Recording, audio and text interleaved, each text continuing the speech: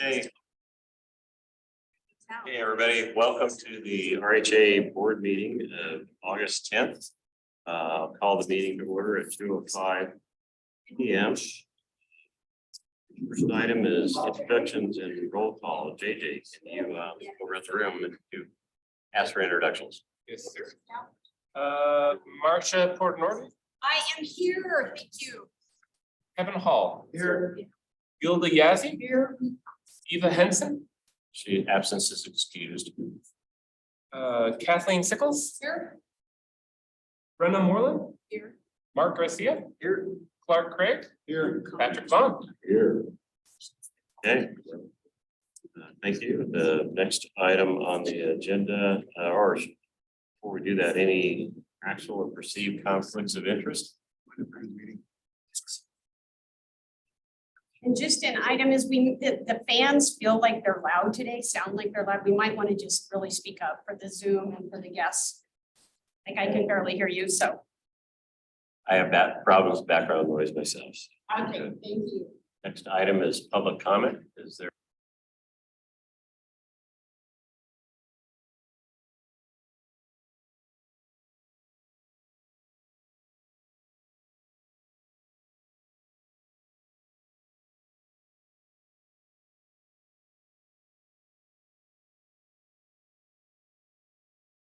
Because I was not quoted correctly in the minutes, and so now I'm writing them. And what I do tend to extemporize, but I really appreciate that, and Pat also spoke to me about that. So thank you very much. I do want to let you guys know, I belong to a small faith community in Durango, and we've just lost 2 families due to from our community, and that's 2 families is a big number. I was really excited about the technical assistance that came down here. One point I've continually been making.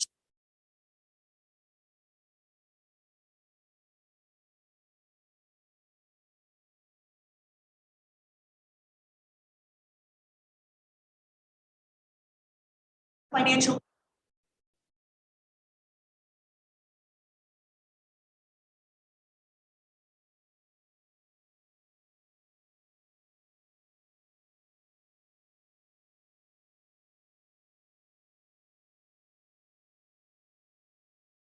This USDA funds to put in infrastructure and then offer it to builders. Pat had mentioned his goal in an earlier meeting in July of putting in a residential RV park, and a project like this using USDA funds would and different people talk about. Thanks again. Thank you. Thanks, Lori. Thanks for attending. Anybody else? Could you identify yourself for the record, please? Yeah, I'm Dan Hunt.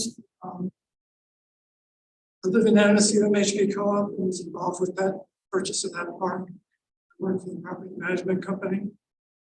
Met with the residents of the Mayfield Mobile Home Park, which just came on the market Sunday. And we were at this board meeting on Saturday. And so came to see how this fits in with the Regional Housing Alliance. I think it's tight. I also know that later this year that some funding is going to come in through the state, some other sources. So I'm not sure how you can be assistance to the park. I'm going to help them where I can, but I have limited bandwidth. So whatever you can do would be useful. And I have to leave early, so hopefully I'm here when this topic.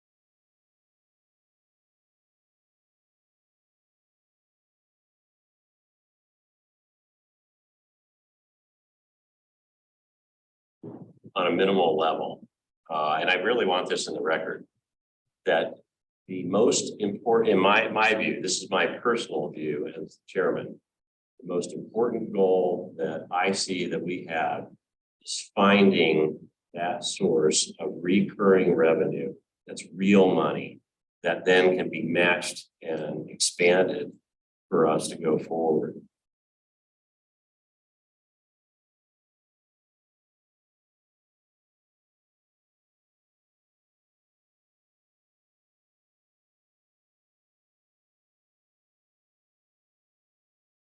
Funding, so we can be an RHA that does read.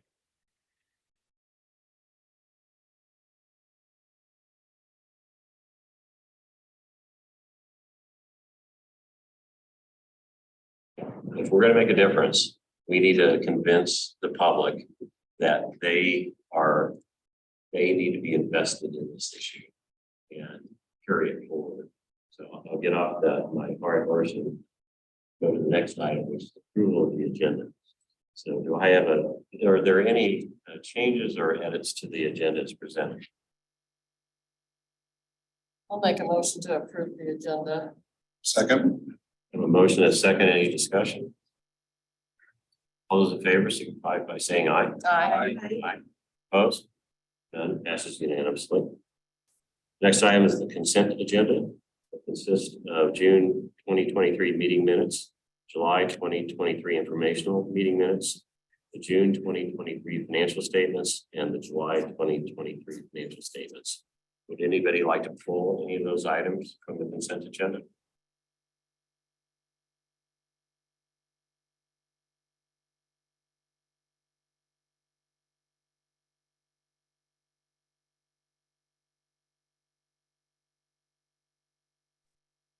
Chance to read the financials and minutes. So I just want to be transparent about that, and I'm just going to abstain. So all those in favor, signify by saying aye. Aye. Opposed? And one abstention. Thank you. So next up is presentations. So Cole Ranch Development, David Neely and Nick Glidden. Welcome, thanks for being here. Thank you, and good afternoon. I have old school handouts. I'll start with you, pass this around. And the color on the bottom of that page is not part of the design, it's just, we don't do printers. So yeah, had some age. So Dave Neely, I'm the forest supervisor at the San Juan National Forest, responsible for about 1.8 million acres of land in San Juan. Nick Glidden. I'm the district ranger for the Columbine Ranger District, so area directly around Bayville and Durango, up to towards Silverton as well. The reason we're here to talk with you all today is there's an authority that we were granted in the 2018 Farm Bill, known as the Forest Service Flexible Partnership Act. What it allows for is the Forest Service can enter into long-term leases with other divisions of government for a host of various purposes. Primary interest for this group, I think, is for affordable housing. The authority allows us to, instead of taking the revenue from the lease in cash, we can do that. We can also do it in in-kind services. And as you can see on the handout we provided, that can be construction of new facilities and improvements, maintenance, repair, improvement or restoration of existing facilities, or other services related activities that occur at a Forest Service administrative site. There is a limitation on the size of the land base that we can put up for any single lease, and that's 40 acres, which is still a pretty good size piece of ground. There's a right of first refusal where we need to offer it to a local county or municipalities before any other individual. And I did say the authority that we do have, the Farm Bill is a 5-year authority, so it does expire in October of 2023. However, I would note that the primary sponsors of this were Senator Bennett and Congressman Negus, and they do have bills entered in this current Congress to reauthorize and make some amendments to that authority in the work that's going on with the current Farm Bill right now. And I did read some news yesterday that the bipartisan negotiations on this Farm Bill exercise are ongoing right now. So hopefully everyone's hopeful they'll get the broader Farm Bill passed, and that it would again include this authority for us. So the reason we really wanted to bring this to you is the Cole Ranch property, which is shown on the map on the second page. Many of you probably have a sense of this location. It's just east of Elmer's Corner on the south side of US 160. And the parcel itself is about 70 acres. We acquired it in 2006 with the intention of building a new ranger district compound, a district office and support facilities for the Columbine district. If you know the facilities that Nick and his staff operate out of in Bayfield, they're fairly old, the size parcel is constrained. There's a lot of redevelopment needs that are necessary to accommodate the staff that are working out of that.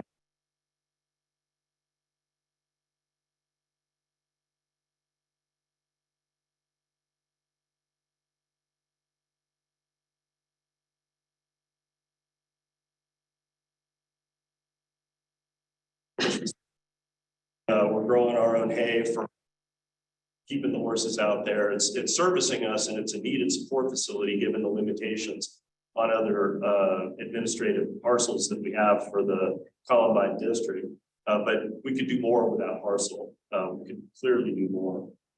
So that's why we wanted to come and let you know about the authority, let you know about the parcels, some of the considerations that we have, limitations or opportunities on that piece of ground, and see if we could discuss opportunities with y'all to address what we see as, you know, our chief right now has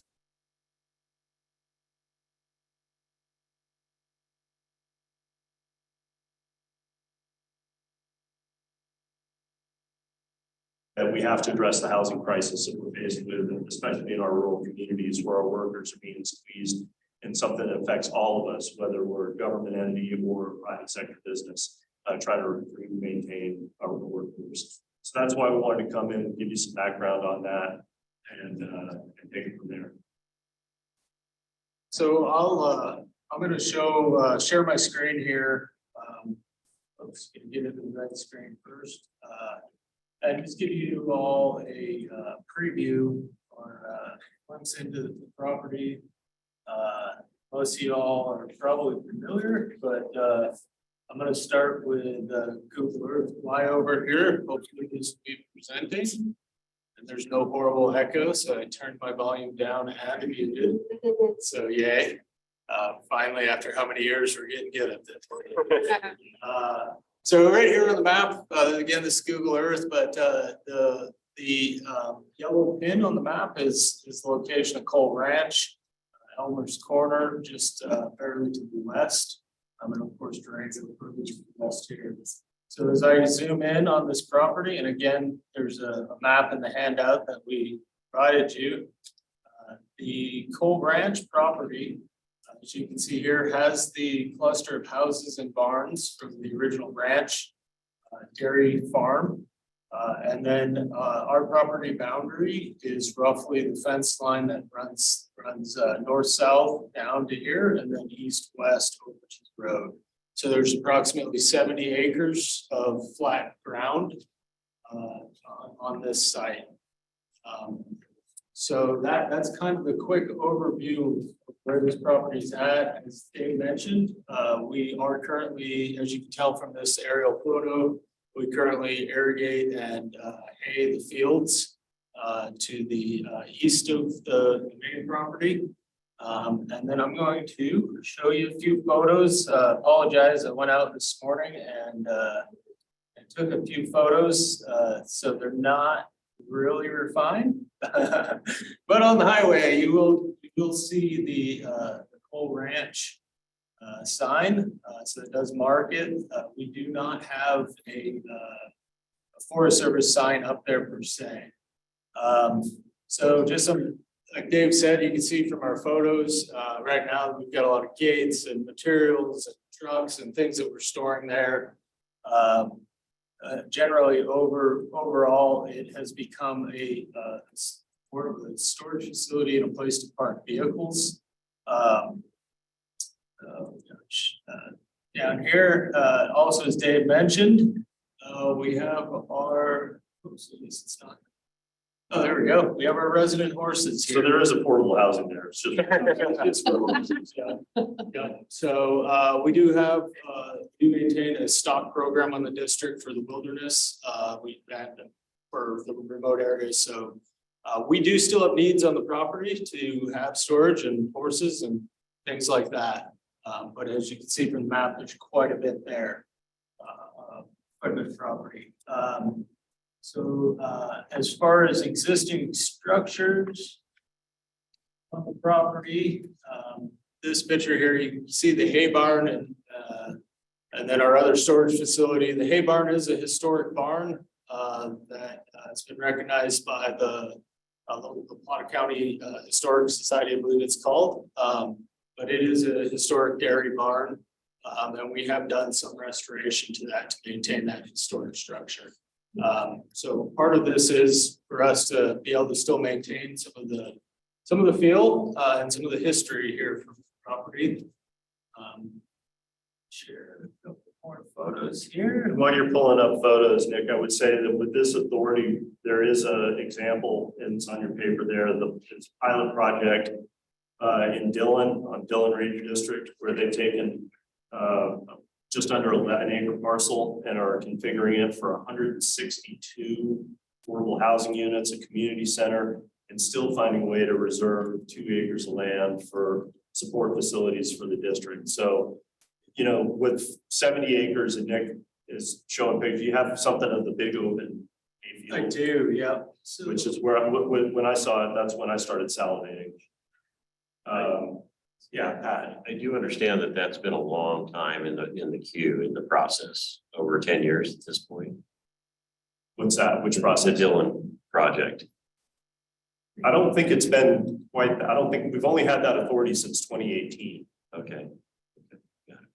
Yeah, but, so that's also the first one in the nation, and so we were in the process of taking the law, trying to figure out how to put our directives, our procedural guidance together, how to hire people that understood this blend of land use, leasing, facility development, the work that you all were versed in. We know forestry and grazing and wildfire and those things. Developing, you know, shared housing opportunities is not our laws. I'll just be straight up about that. So we don't have a lot of people in the agency who were immediately deployable to exercise this authority, and they've been learning as they go on the Dillon project, which is why I think one of the reasons it's taken a while.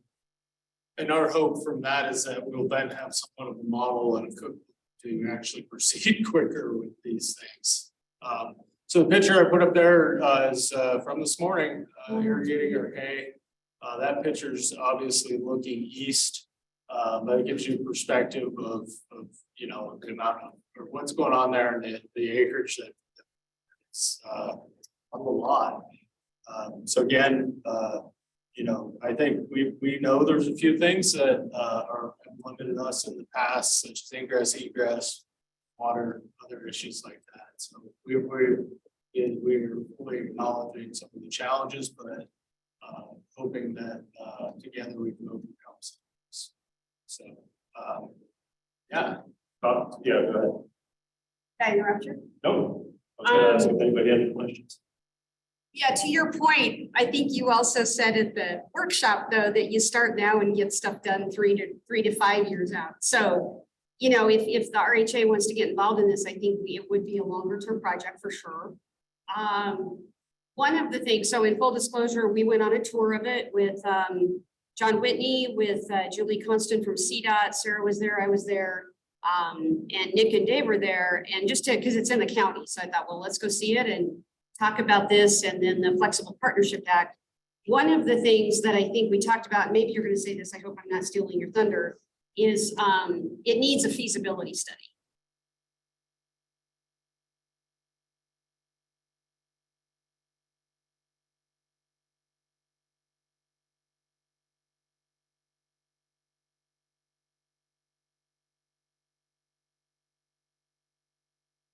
Now it's done with SEH to get us an estimate on what that would cost for a feasibility study. And she included in there various levels, all the way up to including a sketch plan development as well. And everything about 18,000. So with that in mind, our next step after that we thought is that either the RHA or potentially the county could apply for pre-development funds with the Catalyst Fund, which is about to open round 2 of funding at the end of this month, and it'll be open through October.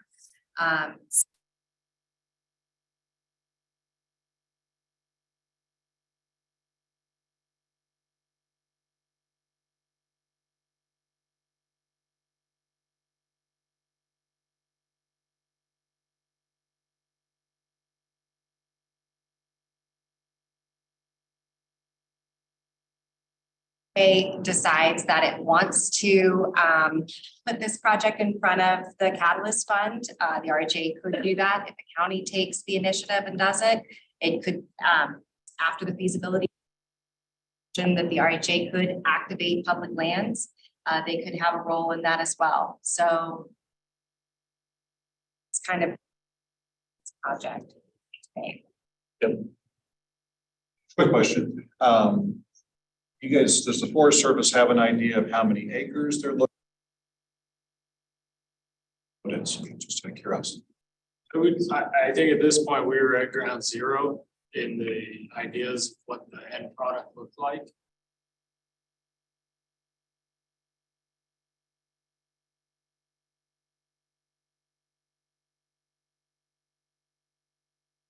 You know, the only limitation that we're working acres out of the 70. And the needs that we have center around a redeveloped office for Bayfield. That could be in Bayfield, that could be a coal ranch, we're not sure. And we need affordable housing for employees, just like everyone else does. So those are the twin goals we have. And what we bring to the equation is this land and the authority to Congress. My question related to that authority, if it isn't reauthorized, what authority do you have at that point? Sounded like this has got a pretty short window of this current. You know, there are other leasing authorities, but they are not as flexible as this one. And so, you know, I'll be transparent. We're really banking on reauthorization through the Farm Bill. The fact that this authority is tied to that much larger package that's so important for farmers and for, you know, food assistance and all the other things that bill provides, it gives us some encouragement. This isn't a particularly controversial authority and generally has support. So we're hoping that they get it done. And at that point, we intend to actually activate on trying to recruit some additional Forest Service staff to be solely focused on these kinds of opportunities so that we have some dedicated capacity on our staff to bring to the equation. So the housing will be rental or will it be home ownership? You all do housing. So it's a lease, so Yeah. home ownership would be somebody that actually owns the property and the home. So I'm guessing that it's not too sure. Yeah, one of the things that they're working out through the amendment is to be more specific about the longer term of the leases to try to make some of those questions more easily answerable. But yeah, that's you know, we'll confess, I'm not sure how that's all going to shake out. If they're rental properties, that would still be, you know, something that I'm sure our employees at least would be willing to take advantage of. Maybe a follow-up. I'm certainly not negative on any of this. It's great brainstorming on maybe some really good ideas, but I think that securing the property or have some certainties of securing the property before there's an investment in a feasibility study, because if things go south in a year or the idea of a long-term lease doesn't work for a number of reasons, we want to know that before we go down that path. And maybe the feasibility study helps some of that out. I don't know if SEH put that on the scope of services or not. Yes, that is part of the plan. It'd be nice to know also whether there's opportunities for something other than, I don't know if it's a 100-year lease at no cost or what it is, but is there a way to transfer the land to a separate entity as an ownership situation? Because I think that creates additional opportunity.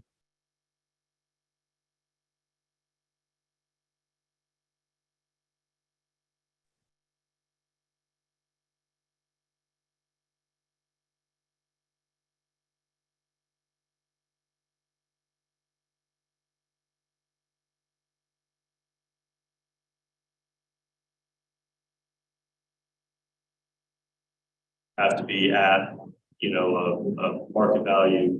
And then it would no longer, we would be out of the equation, we would not be owners. If I might, has any appraisals been done up to this point in terms of the value?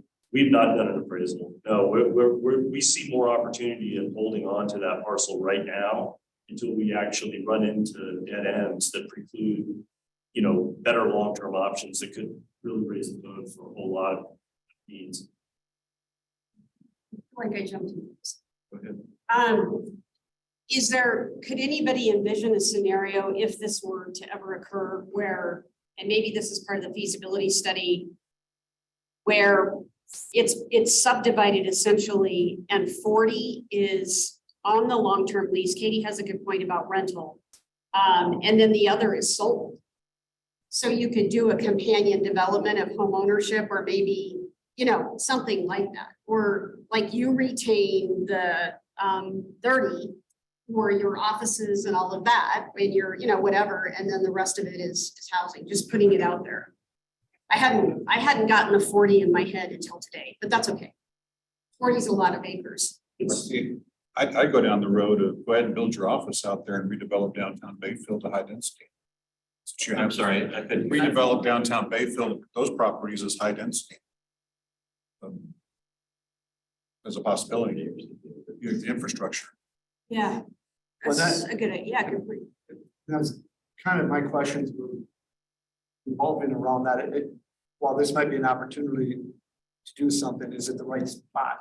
If you take the equation of the value of whatever that land is that the right spot to do something like this? I think that's part of what SCH determined. Yeah, and she also brought up the concern of like what neighbors could say and things like that as well, if we in the county. So yeah, there's a lot of unanswered questions.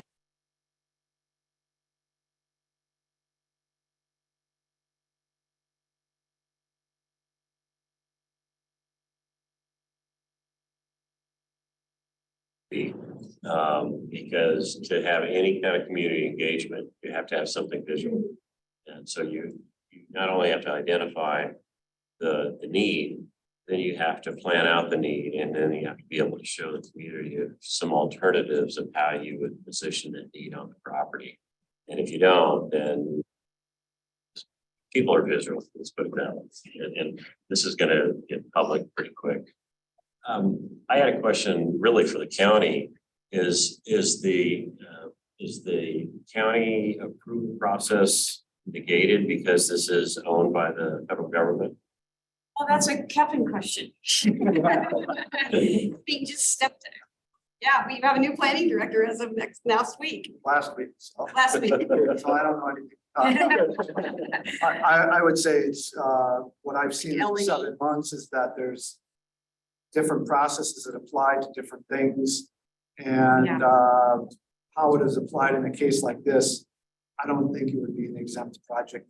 It might be under a different land use process than a typical minor or major land development, as Commissioner Porter Norton was saying. So it's something called location and extent, which is more geared towards governmental, but that might not be the fit if we're trying to put 100 houses on a parcel right next to the highway. It might just drop into you use the word sketch plan for SEH, that means something specific, which means it's a process of the county. It goes to the planning commission and they look at the land uses and the adjacencies and all those things that come into play will be evaluated as part of it.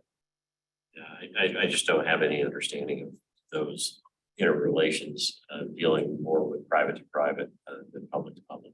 Yeah, traditionally, I think I know what our attorneys would say for development on national forest administrative sites.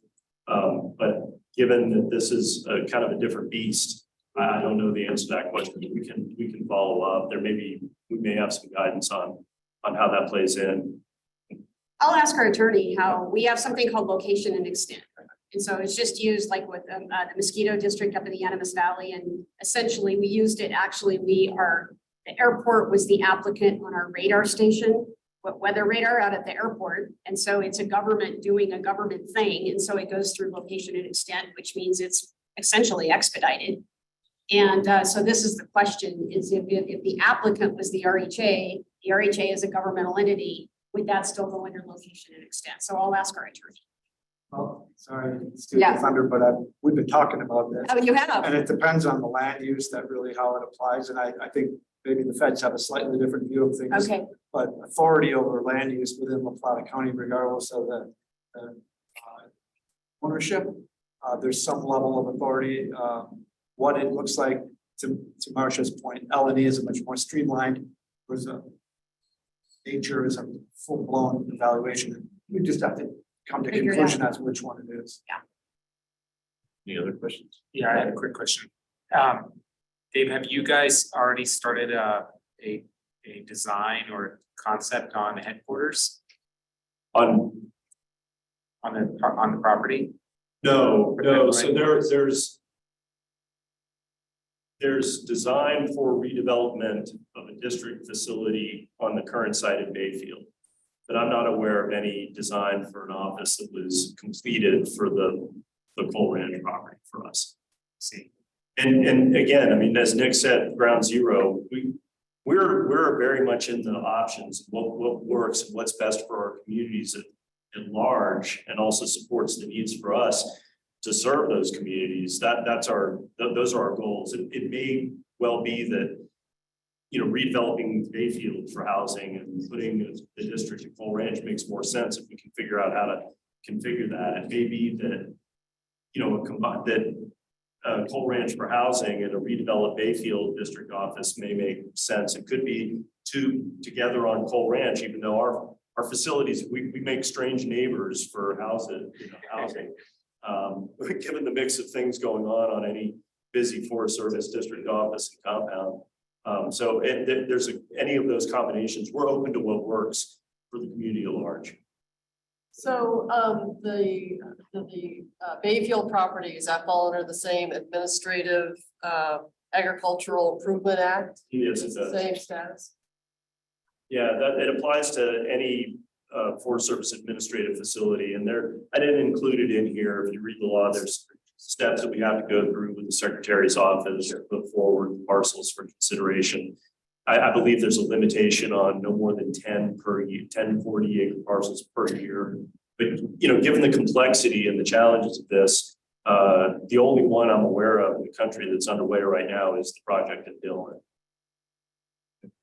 We're gonna have to wrap this up pretty Yeah. quick. So any other questions? Is there another coal ranch east of Silverton? That's almost identical sign to that. Here in December. I don't know. It's almost an identical sign. I was like, Oh, is it really? yeah. It's yeah, maybe it's it. Chairman, I just would like to say that, you know, I want to be careful that we be fair to all the projects that may be considered out there for RHA support, first of all.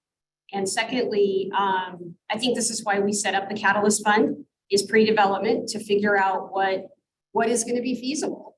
And I think you raise a good point about what land would be traded out. That's a super good point. I keep wondering, and it says this in our three-year workforce development strategy that we are funding you to implement. We said big project, right? That was one of the things Jen Lopez put in there, was like, what if all the governments and entities got behind a project? And maybe it's plural. So I don't want to go too far advocacy here. I think we're in the study phase, but one of the things I like about that property, the fact it's flat, but it's also, you know, you could work in Ignacio, Bayfield, or Durango. You know, that's kind of appealing. And then we've always said, could school districts and or governments go in and do housing for our employees? We desperately need that. And I know they're really desperate, especially for seasonal. And so that just kind of got my brain sort of doing some ticking around, well, what if La Plata County had 10 spots for sheriff's deputies or whoever that are out in the county patrolling? And it's just kind of ideas all over the place. So Kevin raises a good point about the feasibility study. That's 18,000. That was lower than I thought it was going to be.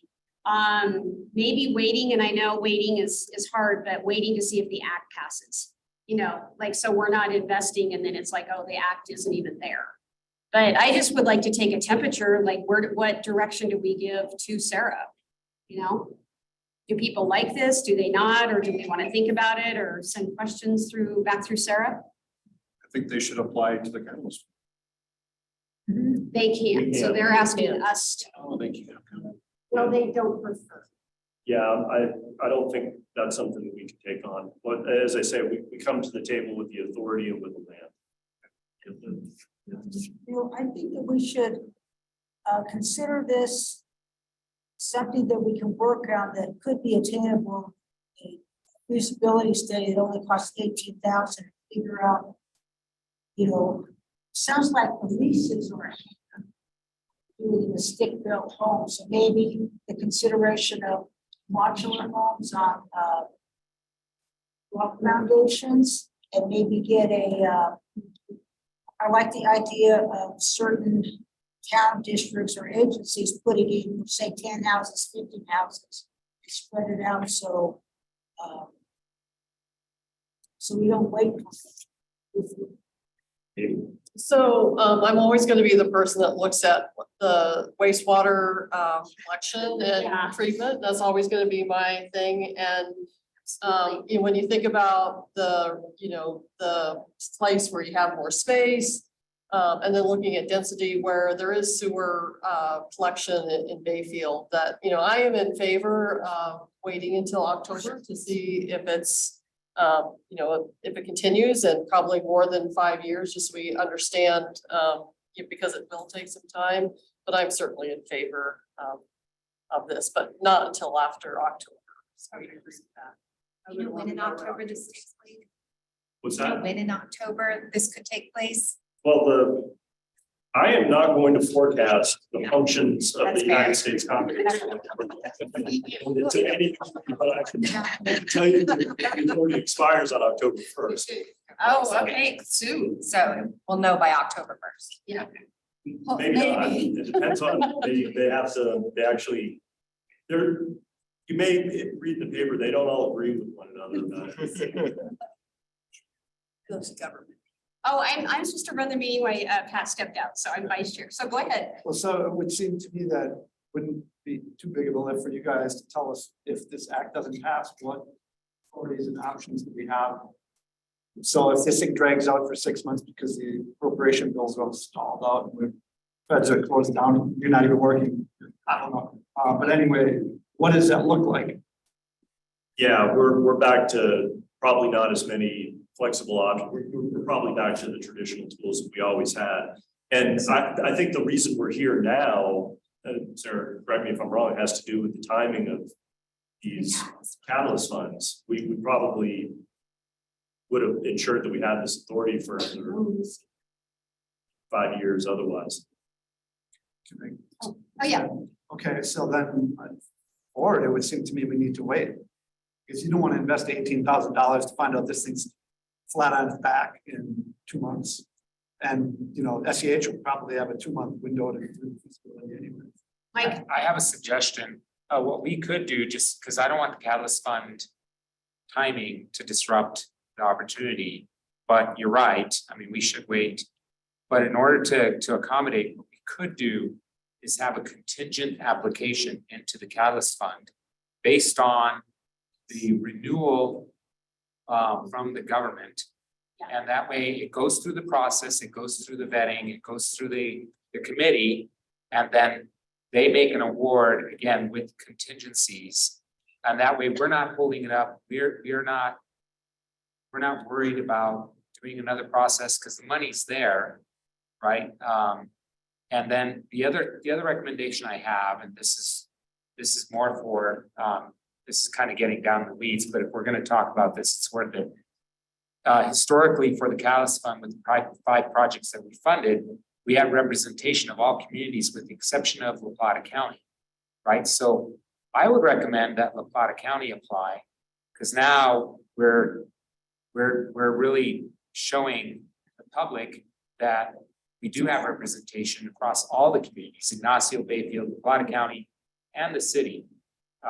So that's just. and what we would be doing is sponsoring it, not building it. We're Correct. not the builder. We're just saying, hey, we're putting forth and you guys, we get the questions answered and get Correct. that. Okay, It would just be sponsoring for the feasibility study. After that, the RHA can Yep. take it on, do what, it doesn't limit or segment or disqualify anything You guys- after that fact. Those are great. Does step on anybody's toes? Not at all.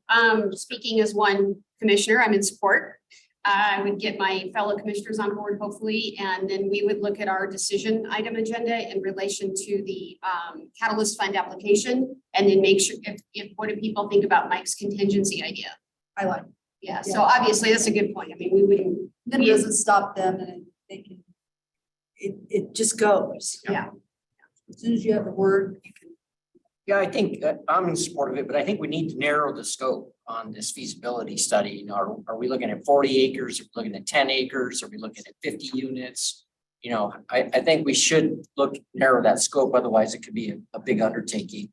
And I think right out of the chute, you're looking at A and D lanes on the highway. So Yeah. there's big bucks, there's wastewater. So you know, there's a lot of development infrastructure that's going to have to happen there sooner than not. And it could be more significant depending on the scope of development. So maybe trying to narrow that focus makes sense with an application to the catalyst fund. I think that makes sense. I think the key thing is, what are the needs? You know, what are the needs of Forest Service first? And that's going to tell you a lot about positioning, whether it's a Bayfield, Coal Ranch, combination of both, but what are the needs? And then I'll backtrack a little bit from the site planning thing. I got a little ahead of myself, but if you figure out what the needs are, then you can start thinking through this process. But if you haven't identified those needs and through a validated study, then you can talk to everybody all you want, but you're not going to get anywhere, you know, and that's going to identify water, sewer, if it's a Coal Ranch, if it's in Bayfield, if it's in a combination of both, and a lot of other things. Yes. I also think, we know that's a site. I mean, we approved a housing right by Sunnyside Elementary, 80 homes. It was terrifying, I'll tell you, because of the water. And they met our water criteria, but it was terrifying. And so I think the water thing has to be on the design, SEH, right?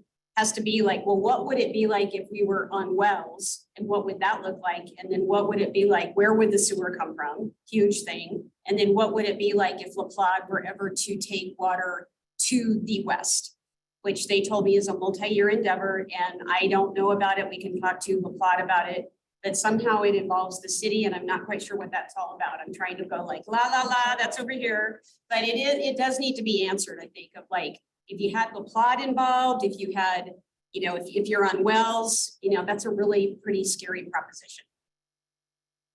We got to wrap this up. Yeah, good Can I point. say one Okay. more thing?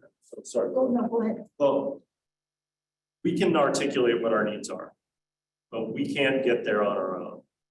And so there's an opportunity here for development of housing, and the in-kind services help address the needs in our movement. If we're not, if for whatever reason we don't see this as a viable course of action, there's definitely a chicken and egg piece of this. Then I didn't put it this way, it's hard for us to design something solely addressing what the Forest Service needs are for Coal Ranch. We have it for Bayfield, we could do it at Coal Ranch, but it does seem to be potentially missing an opportunity. We're not sure, we might not make the best use of those locations.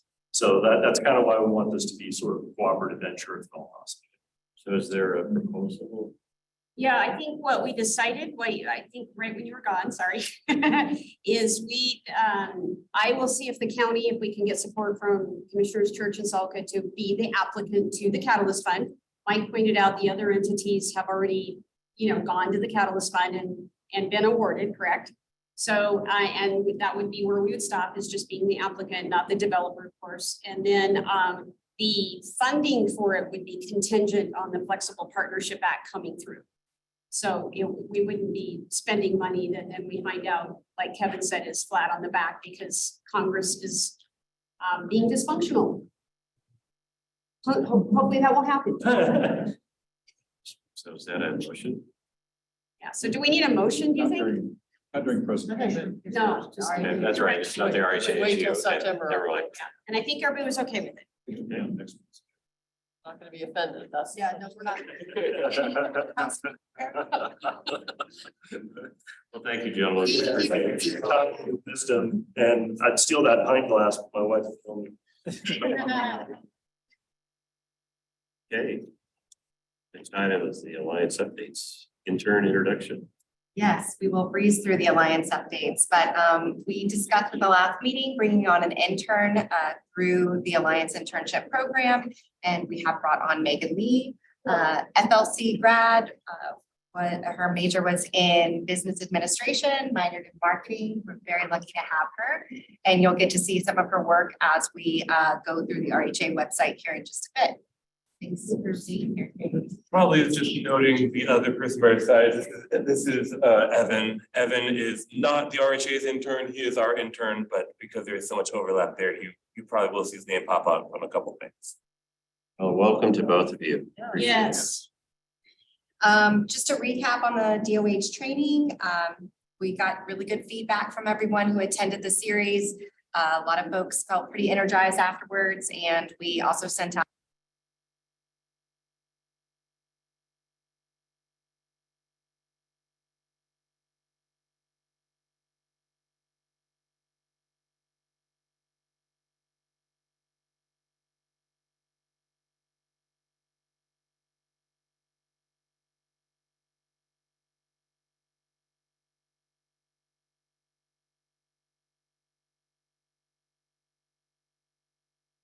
council meetings, that advocacy group, a dashboard and LIHTC flow chart, setting up a ballot initiative, goal seeking local dedicated funding, which Pat brought up again, and then community development corporation.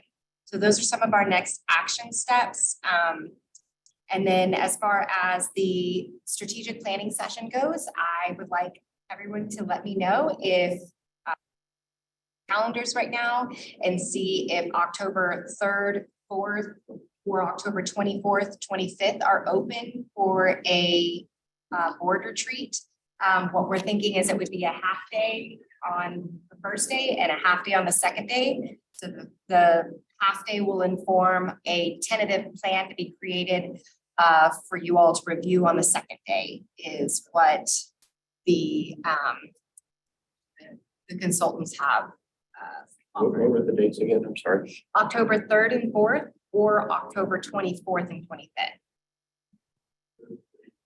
Either work for me personally. So I would love to have it on the 24th or 25th, just because we're in the middle of getting budgets out. Yeah. By the 15th, then I really prefer to. Yeah, me too. I'm good with that too. What do you think? I think 24th-ish. Okay, okay. That would work. All right, we'll get that set up. Okay. 24th, 25th. Yeah, sounds like. Okay, sounds good. We can get that on everybody's calendar. What else do we have? RHA website. Oh, that's me. Yeah, so as the directors know, we have been working on developing the RHA's website for some time. We were, of course, delayed because state government does not necessarily move quickly. But now that it has gotten started, this is what you're about to see is going to be the result of approximately 2.5 weeks worth of work. So it is still rough, but we feel that we have the majority of the content we want up there. And so now we just need to polish it up, but we didn't want to put it before you guys so that you guys could weigh in on anything that you thought was necessary to add, remove, or anything like that before we went too deep down this rabbit hole. So Meaghan's been working on this a fair amount. Yes. So just for clarification, the design still needs to get some work, but the content is what we're asking you to look at today. Yeah. So this is just the homepage here. It'll look a little bit more polished up as we go and get some more content. Can you please speak up? I'm sorry, I can't hear you. This is just gonna be the homepage here. It's gonna have the monthly board meeting notice on it. It's better content and imagery as we go along. So this is very, as they were saying, very rough and just structured. Just some information about the RHA. So.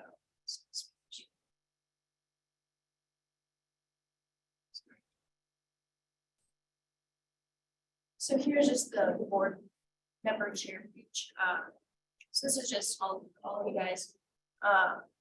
And I'm gonna reach out to here this week for bios. If I have one. So I am missing just a couple, but other than that, this page is pretty much built out. So over here, this would be where documents go, and I'm gonna, that'll definitely be a project going forward as well, just getting the correct documentation posted, and published for you all. As well as some resources and some history on the projects of the RHA current and previous. So yeah, that's where we are right now, and it's work in progress. Still going. Yeah, this will still, again, the goal of this is to be a clearinghouse for workforce housing here in La Plata County for information, whether it's state resources. We could even have a section of like preferred developers at some point, grant opportunities, that sort of thing. So we're still flushing out some of the higher level tools that we want, including the dashboard that we've now talked about, and it's part of our goals. So, but yes, we wanted to show you progress is being made. We should have a page live by the next meeting is our goal, that we can actually go in and start adding more content and improve upon it. So the only thing I would ask, first impressions, looks like the city of Durango, RHA. Yes. So not that that's a bad picture, but it's downtown Durango. I would ask that maybe it be more county focused, or each entity has a picture or something like that, like a montage. Yeah, Even like a bar of each. Yeah, and you'd be like little. Yeah, we can do that. I was actually gonna mention the same thing. We tend to, everything that comes through tends to have a Durango picture focus. And this is La Plata County and the jurisdictions within, so. I think We'll that's get really that important. next. And I know that's detail, but I think It's important. It's representation. And we'll do Thank that you. next. Great progress. Good. Thank you. Good feedback. I'll actually add on that, if you guys have access, because a lot of this, just because Visit Durango is a very great source for many pictures. So if you guys do have resources of photos from your own tourism boards and like that, we would really appreciate those being shared with us, because Yeah. then that makes getting this up here a whole lot easier. Even if you have a contact within your town for us to talk to, that'd be fine. Happy to do that. Great. Thank you. And then an update on the goals. Yeah, we're pushing forward on every goal identified pretty much this year, especially with the research that we started kicking off on the sustainable funding source. Basically, if you take a look at the goal tracker, most of these are ongoing. So we're not really going to complete some of them until it's the end of the year. But one of the things that I wanted to bring up was the grant writing in collaboration with public partners. With the Strong Communities grant coming up, and we'll talk about this during the grant tracker, we are seeing, again, these projects needing some technical assistance and writing grants for especially for stronger communities, because it has to be submitted by the county or the city. So in particular, we've been working with the town of Bayfield on Charlie Albert's project out there, the Pine River Commons, and just helping to kind of bring together the town and the project and how that application needs to be submitted, because we know that every town in government right now has capacity issues as well. So this is where we're able to kind of use our technical assistance hours to really help get those grant applications created and over that hurdle. So that's been something that's part of the scope in the MOU between the Alliance, the RHA, and our own consultant alliance with consultants as well. So just wanted to kind of bring your attention to that. The things that we are still looking to tackle. So technically, rental assistance is a program that we have underway with First Southwest Bank, but we are wanting to also approach employers as well, as we discussed in our work. So this is something that we're still looking to target to engage here in the fall as well. I would add also there are informational flyers over there about the rental assistance program if anybody wants to take this. Are there questions about the goals currently or where we are in the first year initiatives? I just want to say that I'm just happy that things are moving forward. So.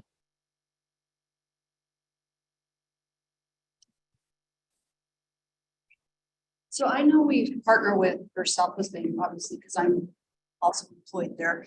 But I have a question that I wasn't sure if it's something that we can do or not, but there are programs out there that do a loan for like rental assistance through your employer where you pull the repayment from the employer. But I don't know whether or not that is allowed in the state of Colorado.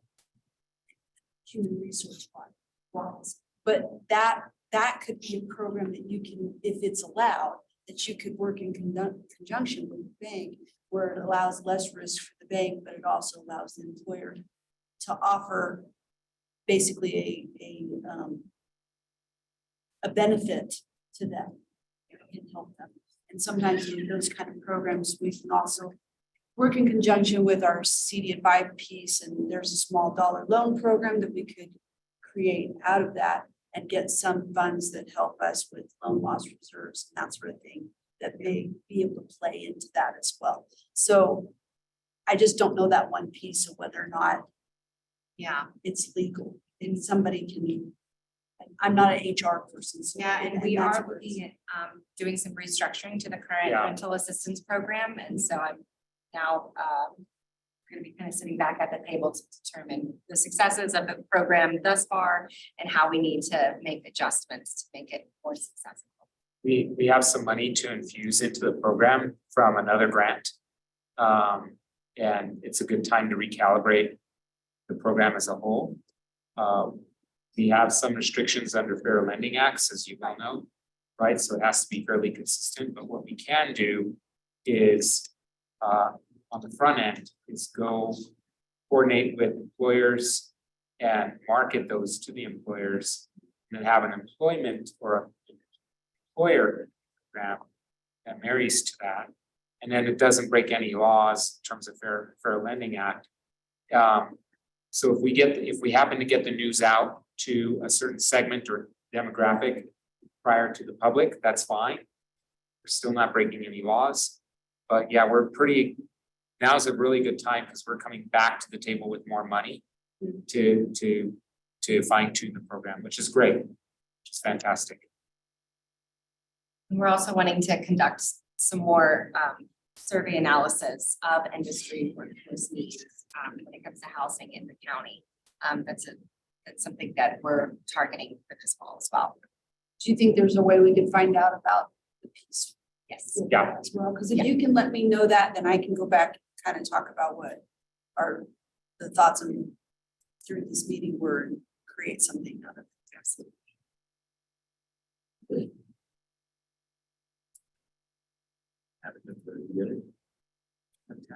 Oh, habitat.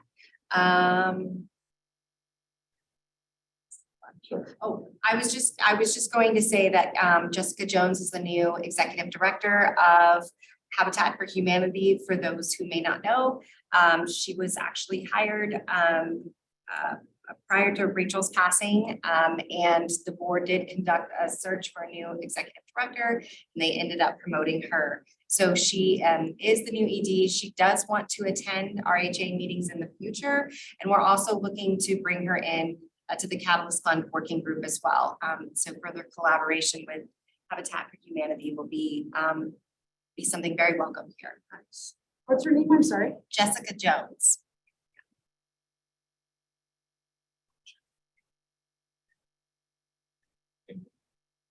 Yes, oh yes, and we did do the payment in memoriam as you all voted on last time. So we did make a donation on behalf of La Plata RHA to La Plata Habitat for Humanity in $1,000. Okay, Housing Colorado membership. That's me. So in my ongoing process and just finding random pieces of paper that create a lot of work for me. We did go back through our Housing Colorado roles and found that they were very out of date. So in doing so, we have updated those and added all of you guys as board members to that as members under the RHA. I think we've also added a couple other staff people through there as well. So I just wanted to let you guys know that that should be in there. Hopefully you guys got an email in your inbox. If not, talk with me and I can work through that. But as of like about a week and a half ago, you guys are all official members of Housing Colorado, with all the rights and privileges here in town. So. And it gives you a discount to the annual Yes, conference. that's the big thing. So if anyone is interested in attending their annual conference, then you do get that discounted rate. And I know this isn't related, but it kind of goes back to the website. So Gilda's bio and Mark's bio are still missing from the website stuff. So let's make sure we get that wrapped up. And anybody else that's. Your title needs to be modified to chair from member at large. Yeah. So yeah, we'll just kind of wrap those things up. If you could reach out to both Mark and Gilda. Appreciate it. Current funding sources, Sarah. Yes, I know we've talked about this at length. Prop 123, the city of Durango has opted in. The town of Bainfield will be opting in or has opted in. Just in the rest. Okay.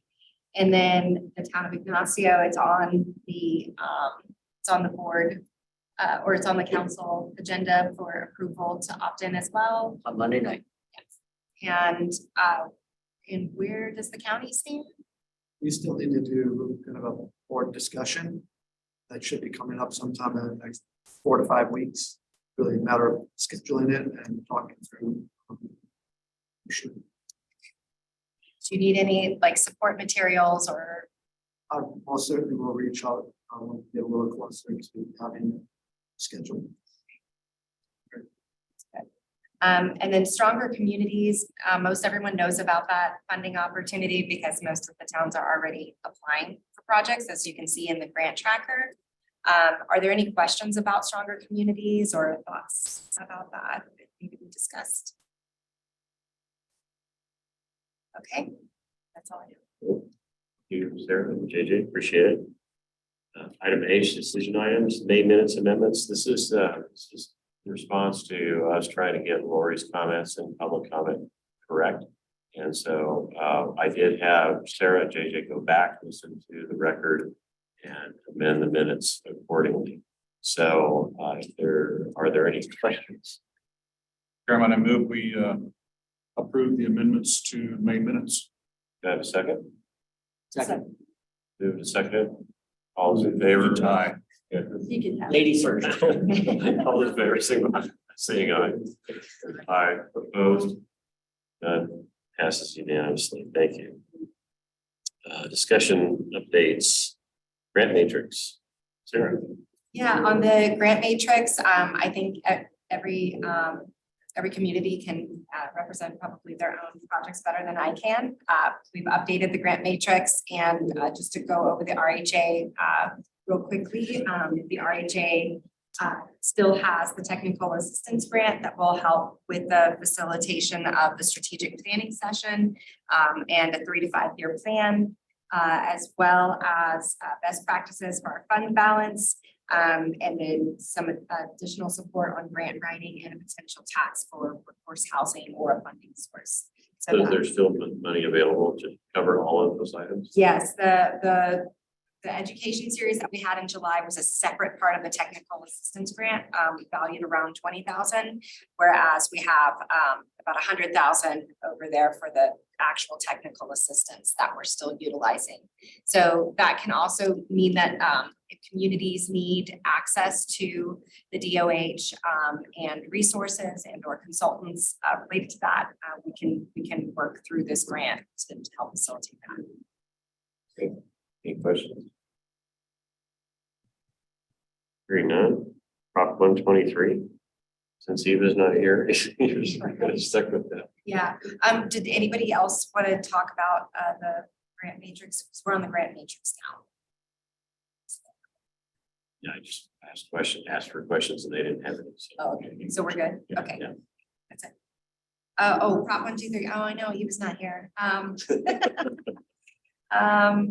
No, we are going to host a webinar this fall as well for Prop 123 monies for developers, how they utilize it and some best practices, since a lot of times you're having to leverage private funds for those Prop 123 monies. So we are going to be creating a webinar on that to help further provide some education, which will hopefully negate some of the technical assistance that the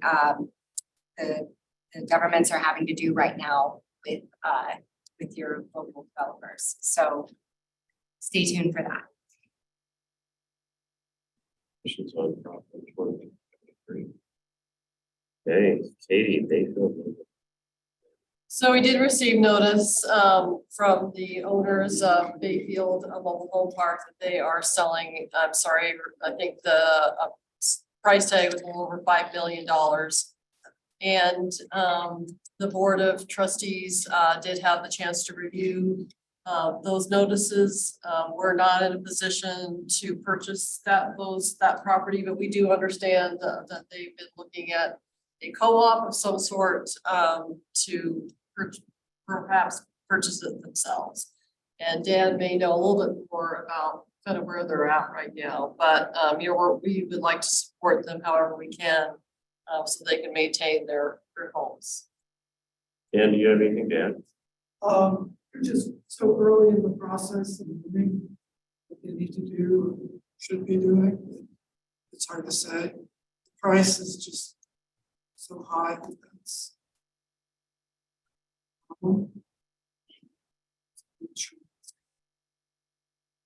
My goal initially is just to get the going and introduce some rock. It could be a group that could take it. And there's always the option not just to be a resident, they can assign the right to somebody else to purchase it. You know, your government entity or nonprofit. So if that came to that point, then the question is, who would it be? Thank you very much. Kind of points out to that recurring funding source that we talked about earlier in the meeting, finding matching monies and that kind of thing. So, If I may add to that, this is a good time to talk about the Catalyst Fund Working Group had just met this last week, and they are making the recommendation to the Catalyst Fund Committee that the rubric is expanded to preservation, which is part of our 3-year workforce housing plan. So currently, the pre-development funds have been for new development, but this would help allow for some preservation funding as well. So, so projects like this would have that available to them. Here's a thought, maybe Lisa can chime in on this, but you know, we heard about funding for land banking. So what if you buy a mobile home park, pull the land out, use land banking funds through Elevation Land Trust or whatever, and change that whole paradigm from buying just a mobile home park? I don't know if the limits of the grant would allow such a thing, but maybe it's an opportunity. do you have a sense of how many are own their mobiles versus I'm rent? sorry. There's 9 rentals, we don't know yet whether or not any of those are family owned. Out of 37 units. Okay, so the balance are owned. Okay. And typically with a resident-owned community through the Rock Association, they sometimes give limits of 1 year for them to go back to owner occupied. It's an interesting suggestion. You think of raw land when you think about land banking, but maybe it's not written, structured enough that you can do something such as this. So when we purchased Cinnamon Heights in 2021, we assumed that would be land banking. You know, land banking means that you hold it for a long period of time. So land banking, the state grants is only a year. So in other words, that's really not, to me, that's not a land bank, that's a land purchase, and then you're gonna develop it or ask for grants. So I think, just talking to our legislatures, we'll talk about that a little bit later on about, creating, if you want a land bank, it's 10, 20 years, not one. On assuming for the sake of assumptions, let's assume that it's all 37 are owner occupied units. I know that's probably not correct. Still 135 grand per lot. That's what the purchase price is. Our park was 114. Here's your perspective. Did I hear correctly? You said there's 114 units? Our park is 120 units plus a duplex. So if you divide 122 into the purchase price, it was 114,000 per lot. This one is It's a different situation. It's a different. Yeah. way above that. Yeah. Okay. Well, thank you. I don't know if we've solved anything we have, but at least we're aware. Okay. Let's see, extension and refusal policies, JJ. Yes. So Chair Bond had asked me to look into this a little bit after the tree farm letter of support proposal came up. So I've been going back and forth with David Lieberman, our lawyer. Yes, at the very last page of your packet, you should see the email from him essentially summing up where we're at. But in essence, if my understanding is correct, and I'll caveat that I am not a lawyer, but if my understanding is correct, so as the RHA bylaws are currently written, directors are only required to recuse themselves in a very narrow set of circumstances. And if they decide to not vote in absence of those circumstances, and their vote is actually treated as an abstention.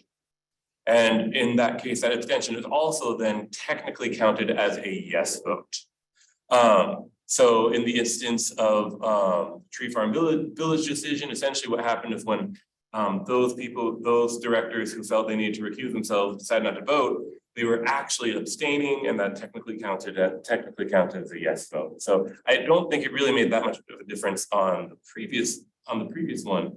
But we did want to bring that up to the board and see how they felt about that, if that's maybe something we want to look at changing our bylaws for. I jump in here. It is a problem for me as interim community development director, and the person is presenting a staff position on this issue next week. I certainly can't be a participant in the vote, and that's why I stepped down when this came forward. So I don't know how it manifests itself out publicly, if you will, but I think that would be problematic for an action of the planning commission. Clark may be in a similar situation where we don't want this a decision of the planning commission to get negated legally because of this type of situation. And honestly, I mean, I think that whether it's a formal support or there was just recognition of a need for this type of development to occur in the community, I'll leave it to the lawyers to decide how they should play out, but in some respects, maybe that letter should be withdrawn just out of sheer,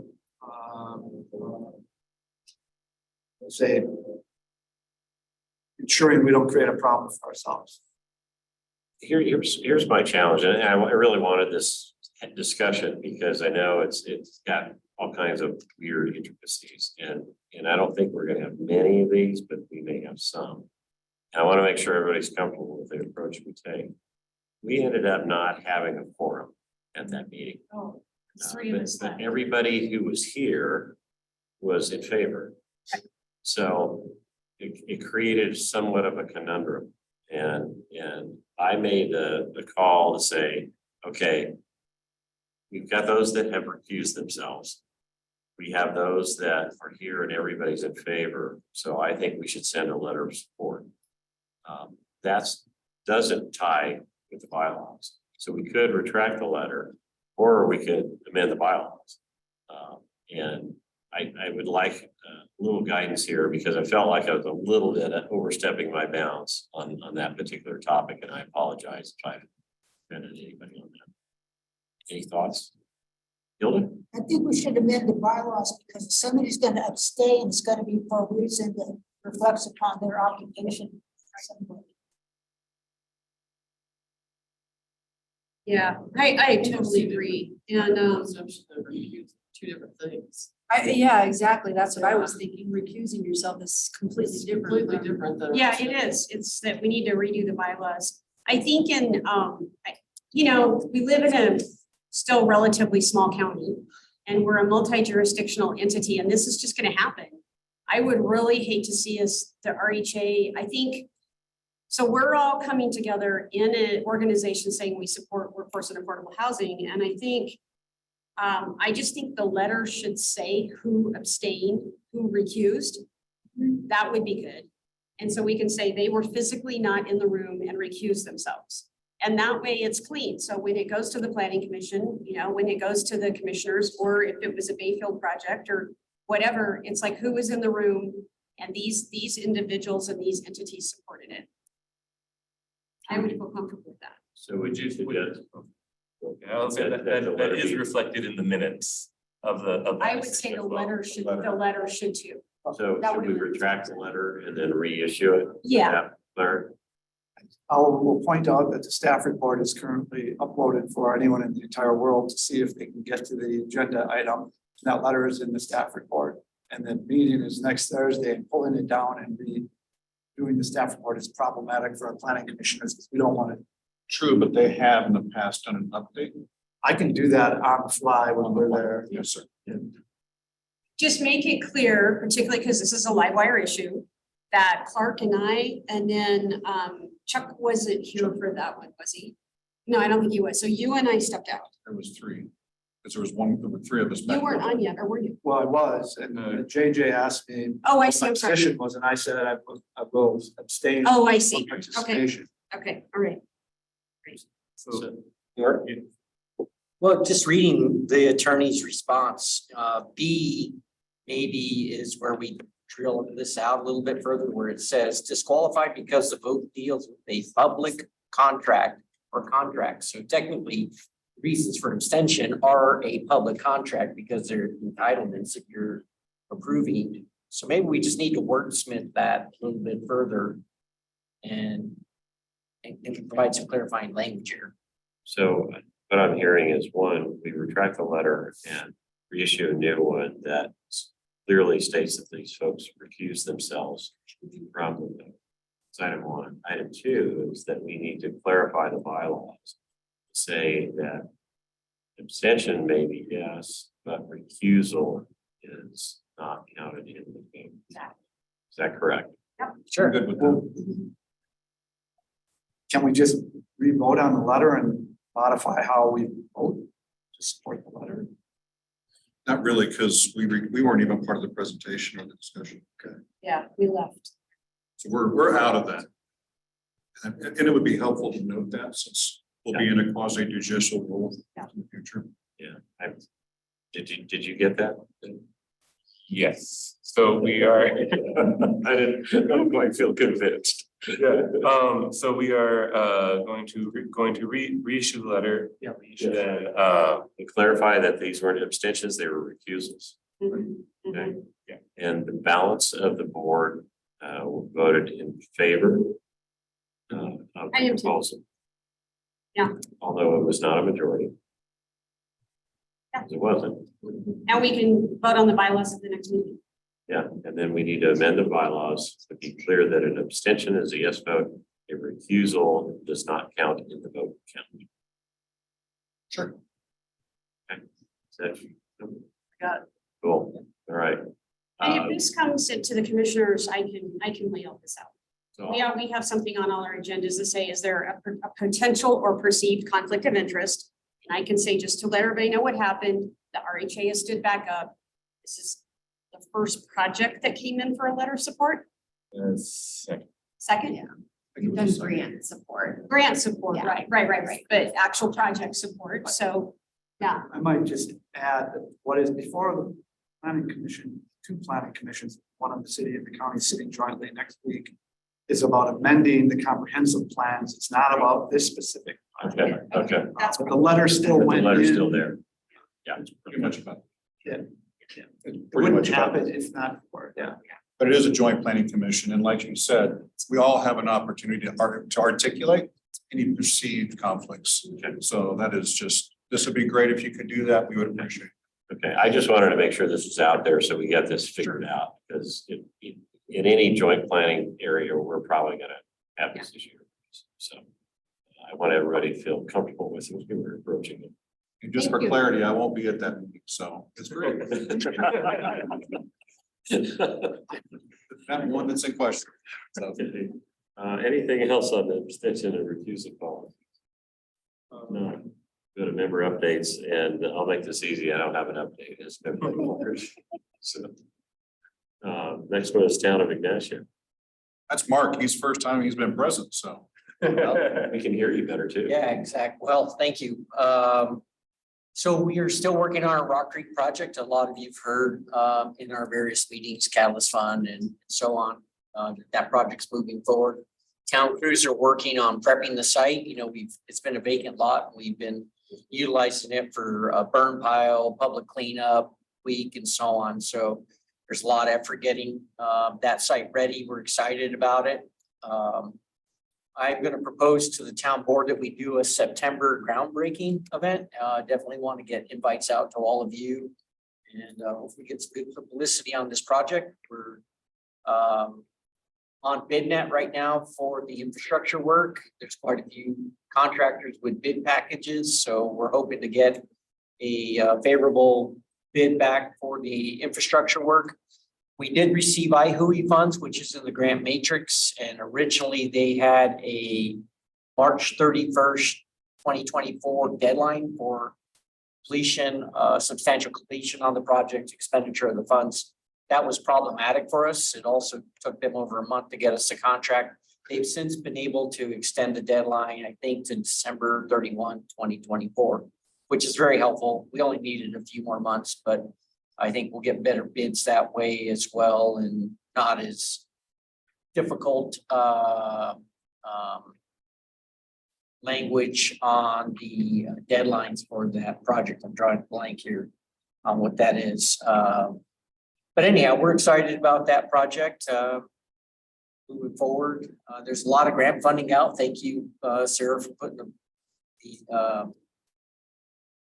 the summit on. I guess it was called the summit a couple of weeks ago, and we're looking at strong communities and other grant programs out there to further the housing cause in Ignacio. So we'll continue to move forward with that. So an exciting time. Are you still looking at 49? 49 units? 46. Yeah, we lost a few due to detention pond requirements for our land use code and layout overall. So. Let me know how we can move it along. Yeah, thank you. Funds. Yeah, we do have a funding request in with the county. They are seeking some more information on that. I've had some good conversations with Fading West. Mayor Craig visited the site, kind of opened the door for us, and we're pretty interested in maybe utilizing them potentially as a builder there. The Southern Ute Indian Tribe has expressed interest in building the 5-plexes, which would be for rental occupancy. They had a $3 million CDS request in, and it is part of the final package. So they're looking to be funded if Congress can approve the omnibus bill. So that's exciting. 3 million would build 2 of the units they felt. This is a growth fund project, and they're interested in building all 5. So I'm pretty excited. That would definitely give us some momentum on this project as well too. So thanks. Yeah. Great, thank you. Mayor, anything else? Well, if you didn't know, they're repaving 172, so we're gonna have a super highway to Ignacio. People are gonna want to live there because they can drive fast. So that's what we're looking forward to. All right, that's all I got. It's funny, we drove it last night. We got the trails down, so I'm like, wow, we should do this all over the bloody. Town of Bayfield. Well, so I did Jeff Bridges is the senator that is supporting Senate Bill 213, and that was the Senate bill that was took the municipality, especially the city of Durango's, their right to zone out affordable housing. We really need affordable housing. When we talk about land banking, there's a lot of things that they could do differently for in the state legislature. So Senator Bridges is going to be here on August 31st at 3:00 at the La Plata County Administrative Building. The goal is to kind of hear the community about housing in La Plata County. He has got a whirlwind trip from Cortez to Mancos to Silverton to Duck Creek to Pagosa Springs. So we'll have that 1 hour with Senator Bridges. Of course, I think it's kind of interesting. He was going to drive down here, and that's the bike rally. So anyway, it'll be, and then he's headed back to Denver or to his area Friday. So anyway, just FYI, I want to make sure that all RHA, it's 3:00, the 31st. So anyway, Eva, I know that she will be very interested in providing kind of the background of the things we need in the legislature to support housing. Preemption of municipal rights doesn't really help us. What we really need, there's a lot of other things that they could do.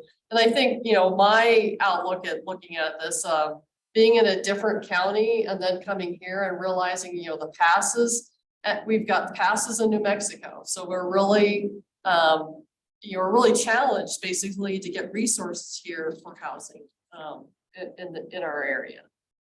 So the town of Bayfield currently right now, there's an intention on the ballot. The Board of Trustees have approved the IGA with the county, and we're going for a lodging tax. Currently, that percentage is 4%. We don't have a whole lot of lodging in Bayfield, but we are planning on that. And so currently right now, all of those ordinances and resolutions will be considered on the 5th of September. And we are also looking at a park sales tax to improve our Joe Stevenson Park and another park that's south of Schiller Street, or we don't want to call it the wastewater sewer plant park, but we got to rename that park. So anyway, that's what the board will be considering on the 5th of September. We just submitted the Straw Communities grant for Pine River Commons and Cinnamon Heights. So that's great. City of Durango. Well, Eva had gotten together the budget to present to council, so I think that's all good. It's all positive, and it looks like we're going to try to increase some of the funding for certain aspects. She's had good success with working with our new attorney to look at zoning, land acquisitions in town, and how to go about doing that in a more precise manner. But basically, it looks pretty positive on the administrative side. But then what I'm dealing with is having to still discuss with people the difference between the unhoused issue and affordable, attainable housing. So I'm still working with that, but hopefully sometime this next year, more people will understand the distinctions between the different aspects of looking at housing. Thank you. Plata County. Couple things, as I just mentioned a couple of minutes ago, the county still hasn't come to conclusion on the opt-in, but that we recognize there's a deadline looming. There's some conversations that they had with the commissioners formally, and that will be happening in the coming month or so. Hasn't been scheduled yet, but we recognize the importance and everybody's waiting. That see where it goes, but certainly appreciate the offer of assistance, Sarah. And then Marcia mentioned that we're looking at assistance on the Rock Creek project, and I guess that's under assessment right now. Don't know much in the way of details on that, except that it's being considered. Also, both Marcia and I have been tracking with CCI on the proposed legislation that failed last year. And, you know, CCI and CML don't see eye to eye, and they're trying to come to commonality, and Marcia is very interested, as are the other commissioners, in making sure we keep our voice in that discussion, so we'll continue to track on that. Anything else for the board? Hearing none, we're adjourned. Right. Thank you. Agenda, where is it?